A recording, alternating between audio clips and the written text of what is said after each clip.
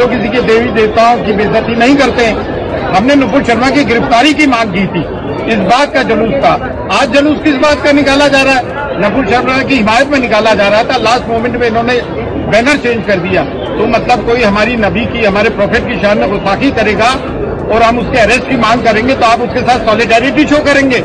अब हिंदुस्तान का मुसलमान इन चीजों को बर्दाश्त कतई तौर से नहीं करेगा कि इस जुलूस से हमारी भावनाएं आहत हुई हैं, जले पे नमक का काम हुआ है।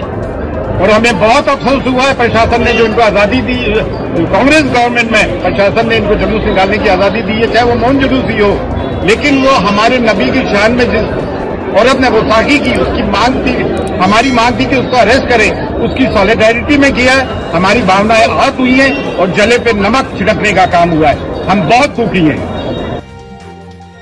आलम इस्लाम के मुसलमान भारत के मुसलमानों के साथ होने वाले घटिया रवैये और शरीद अमन को पूरी तरह अब कबूल करने पर आ गए हैं। जिस तरह से मोदी हुकूमत ने अपने इस्लामोफोबिक एजेंडे को बढ़ाया है और अपनी तकरीर, नए कवानीन और पॉलिसियों के जरिए नफरत और अदम बर्दाश्त के शोलों को मुसलसल भड़काया है और फिरका वाराना हिंसा, लिंचिंग और वहशियाना प्रोपेगेंडे से अपनी आंखें बंद कर ली हैं, ये वाज़ेह है कि मुसलमानों को ठेस पहुंचाने की कोई हद नहीं है। ये कोई ताज्जुब की बात नहीं थी जब गुज़िश्ता हफ्ते भारत के सत्ताधारी दल बीजेपी के 2 सीनियर ओहदेदारों ने हमारे प्यारे नबी सल्लल्लाहु अलैहि वसल्लम और इस्लाम के बारे में अपने नफरत अंगेज और तौहीन आमेज तबसरों के जरिए सबसे बड़ा जुर्म किया। अगरचे सऊदी अरब, खलीज रियासतों, ईरान और पाकिस्तान की हुकूमतों ने हमारे नबी सल्लल्लाहु अलैहि वसल्लम की शान में की गई गुस्ताखी के खिलाफ बोला, जिन अल्फाजों को अब पूरी तरह फरामोश किया जा चुका है, किसी भी तरह मुनासिब जवाब नहीं है और असल जिम्मेदारी से इस मसले को हाईजैक करने का काम किया गया है। इन आलमी खिलाड़ियों को इस मामले को दुरुस्त तरीके से और इस्लाम के मुताबिक निपटाना चाहिए। भारतीय हुकूमत के खिलाफ सख्त कार्रवाई करने में इनकी सामूहिक नाकामी हम सब के लिए सबसे ज्यादा चिंता का विषय होना चाहिए। ज्यादातर मुस्लिम हुकूमतों ने जारहाना बयान के खिलाफ आवाज तक नहीं दी।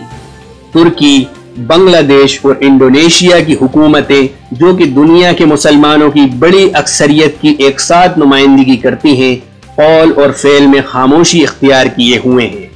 इस गैर मुहज्जब मोदी हुकूमत के साथ अपने संबंधों को स्थिर और मजबूत बनाने को तरजीह देने का चुनाव किया है। अगरचे गुज़िश्ता 50 सालों से मुसलसल जारी भेदभावपूर्ण सलूक अब भारत में मुसलमानों के साथ सरासर जुल्म की शक्ल इख्तियार कर गया है, लेकिन इस मोदी हुकूमत ने इस जुल्म को बढ़ाया है जैसा किसी और ने नहीं किया। गाय का गोश्त खाने का इल्जाम लगाकर अफराद और खानदानों पर हिंसात्मक हमलों और लिंचिंग की तादाद में तेजी में इजाफा हुआ है और दाएं बाजू के हिंदू कौम परस्तों की तरफ से कई फसादात भड़काए गए, जिनमें हजारों मुसलमानों को मारा पीटा गया है और हलाक किया गया है और घरों और कारोबारों को जलाया गया है।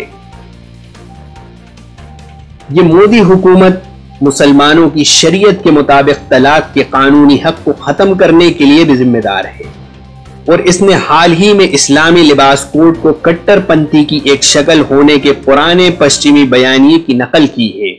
लिहाजा हिजाब और निकाब में मुसलमान लड़कियों को स्कूल जाने और इम्तिहानात में बैठने से मना करना जब तक कि इस्लामी लिबास न हटा दिया जाए और 55 साल से जारी खुरेजी की अहमियत को कभी फरामोश या कम नहीं किया जा सकता, जो कि कश्मीर के साथ किया जा रहा है, जिसमें कई लाख शहरी मारे गए, लापता हुए और जंग के हथियार के तौर पर इस्मत दरी का निशाना बनाया गया।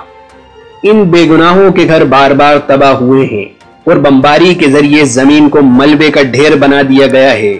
साथ ही भारतीय फौज की जानिब से मुजाहिरीन पर पैलेट गनों से बेदरेज इस्तेमाल से अंधेपन की महामारी पैदा हुई है। इस खबीस हुकूमत और इनके हुक्मरान जमात और जो इनके कंट्रोल में है और मुसलमानों के खिलाफ उकसाते हैं, इनका मुनासिब जवाब 2 प्रकार से दिया जा सकता है। पहला, सबसे पहले मुस्लिम हुक्मरानों को अपना मकसद पूरा करना चाहिए, जो कि मोमिनों की दिफा और इस्लाम को बरकरार रखना है। कम से कम फौरी तौर पर मोदी की हुकूमत से सिफारती یعنی راجنائک تعلقات کاٹ کر کے اور بھارت کے ساتھ ویاپار اور تمام تکنیکی لین دین کے معاہدوں کو روک دینا چاہیے۔ اس کے علاوہ بھارتی راجنائکوں اور دودھاواس کے کرمچاریوں کو بے دخل کیا جائے اور سفارت خانے بند کیے جائیں۔ مسلم دیشوں میں رہنے والے بی جے پی کے حامیوں کو وہاں سے نکل جانے پر مجبور کیا جانا چاہیے اور راشٹری استر پر بھارتی وستوؤں کا بائیکاٹ کیا جانا چاہیے، نہ صرف ویکتیگت استر پر۔ اسی طرح بھارت کو ارجا کی سپلائی میں کمی مودی کی نسل پرست حکومت کو اپنا راستہ بدلنے پر مجبور کر دے گی۔